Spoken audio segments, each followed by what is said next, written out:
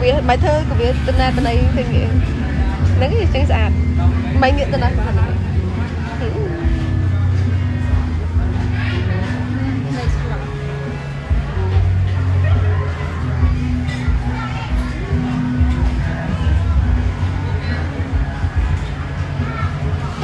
nhưng chụp đấy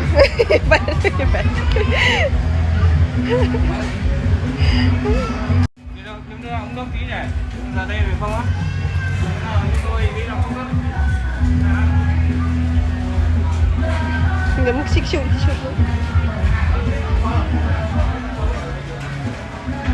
chụp rồi bây giờ buồn là chê cô nào nên người còn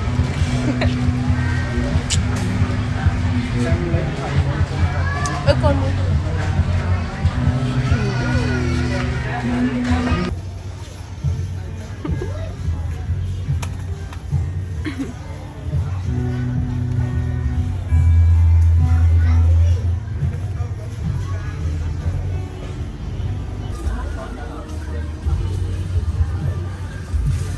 ngọt thôi giờ tới phân rơ bắt đầu